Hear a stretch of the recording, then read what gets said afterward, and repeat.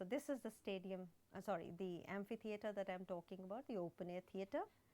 This is the auditorium, and it's got an art gallery on the exterior wall. It's got a stage here, and this walkway is behind. And further to this, on the outside of my screen is where we had that jali with that overhead connector, and a part of that connector can be seen at this level also. And this serves as the outspace spillover area for a cafeteria which is beyond. Well, we thought that the works of Joseph Allen Stein were limited to houses, to public buildings, but no. When he was experimenting his shell structures, he was also talking about factory buildings.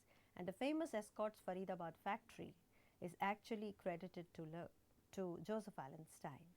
The complex trussed roofs are classics of 20th century architecture, a testimony to his design discipline and collaboration with engineers, contractors. So, when we say that the engineer and the architect are two different separate things, Stein proves us wrong by saying no, you can actually do a great job by involving the engineers well in time and the contractors well in time, adapt to local technologies and use highly sophisticated design experiments which would bring life to otherwise mundane industrial environments. The interior view of the Escorts factory, you can actually see how he's bringing in a lot of light, and long span interiors is what we need. So, the variety of projects is possible because he has sought to innovate, adapt and articulate. Another view of the complex trussed roof structures which are classic of 20th century architecture. Remember Aeroserenen's TWA terminus, the airport design in the shape of a bird in flight. Look at the Sydney Opera House.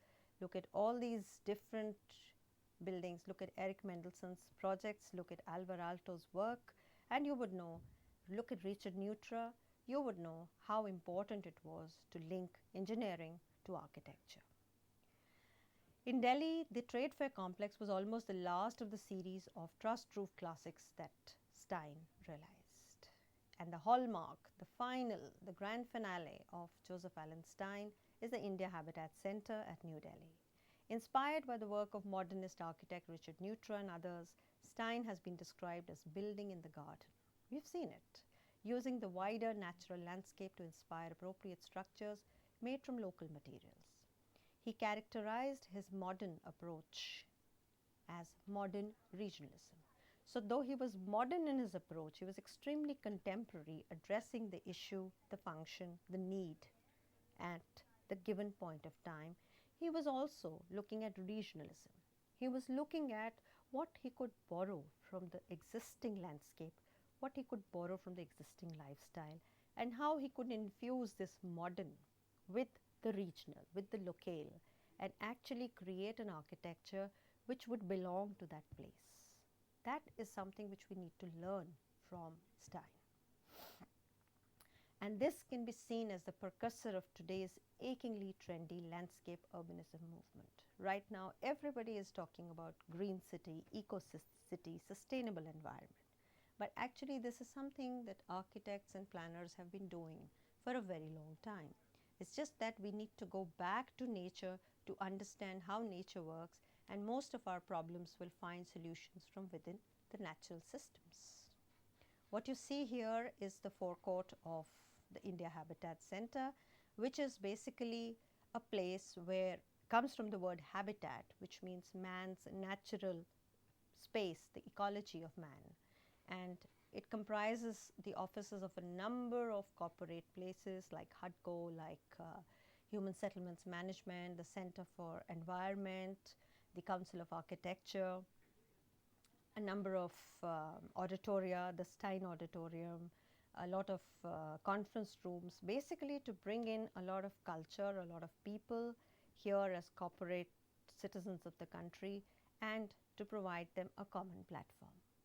And the use of modern materials like this gadgetry here that you see is a blow up here are nothing but panels which move and which can be actually operated through a remote computer system, and you can actually change the angle so that the sun rays that you want to bring in winter can be kept away in summer. So the casting of these shadows here actually reflects the way these work, right? So it's a temporary roofing system which brings in the light and keeps the heat away when we don't need it. India Habitat Center is part of the India Habitat world, spread over 9 acres in the heart of New Delhi, and has a built-up area of 1 million square feet. So you can imagine the size and the scale of the campus. It incorporates innovative new technologies in building, communication systems, and it has conference systems, and it has energy conservation, creating probably the most intelligent building in the country. Several leading corporate entities and non-profit organizations like TERI, HUDCO, National Housing Bank, Confederation of Indian Industries, ILO, etc., sharing a common concern for the habitat, have come together in this campus to participate in the exciting venture of institution building and have evolved a unique equation of synergy within the complex. So they are sharing certain common facilities and at the same time a great platform in which to develop. This is a map or a basic plan of the India Habitat Center. So it's actually a linear site which can be accessed from the Vardhaman Marg, the Max Miller Center, and the Lodhi Road here. And largely there are these cores, so it's comprising 4 blocks and 6 blocks and two-storied blocks. And it is not only a home to the offices and research organizations, but actually a place where anybody can go at any time, maybe to watch a show being screened, a play being enacted at the Stein auditorium, or a conference or a seminar that's happening, or go visit the Council of Architecture office, or go up and do some kind of a board meeting here, or maybe even rent a small conference hall for a seminar and so on. And interesting here is the habitat symbol. And what does it say? It's basically representing the aim of the India Habitat to resolve and restore at every level environmental, ecological, balanced, harmonious and improved way of life.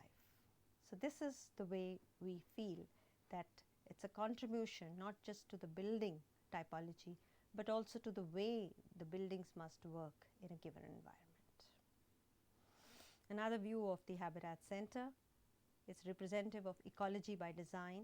It was Stein's largest project and perhaps the most successful one. So there's an enormous variety in his projects which were based on transportation, the way it handles, I mean, the traffic that this building handles throughout the day is amazing. It's got everything. It's got housing, it's got banking, it's got entertainment, it's got food, it's got restaurants, it's got specialized restaurants, it's got the American diner, for example, and it's got Delhi or Delhi. I mean, it's got places that you can actually go there. Or if you don't want to, you have outdoor spaces which are comfortable even in summer. So it's a place just to visit as an architectural delight.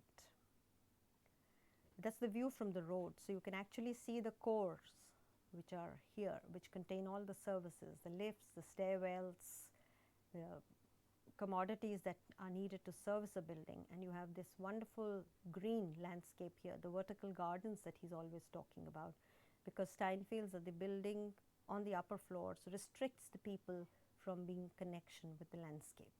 So he actually has planters fitted on all these upper stories. So you feel like the building in the garden.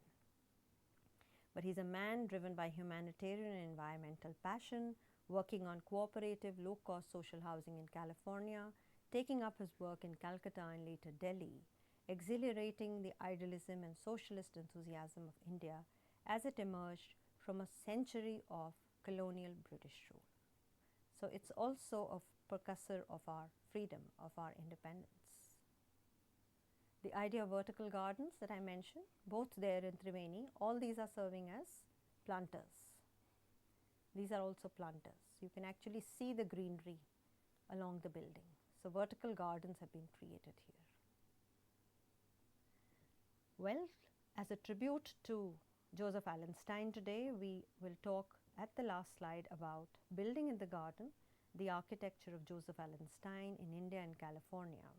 It's an excellent book and you all must read this. It's on the work, design, philosophy, teaching and writing by Stephen White. It's published by the Oxford University Press in 1993. Stein was awarded the Padma Shri in 1992. He was honored by the J.K. Simmons Award, and the University of Madras conferred an honorary degree on him. He is the only architect to be honored. The enduring impact of Stein in his built legacy, which embodies the humanist and social idealism of this design seer. India is the richer for his building in our garden. So, India's garden has provided the setting for Joseph Allen Stein to actually come here and build in his own way.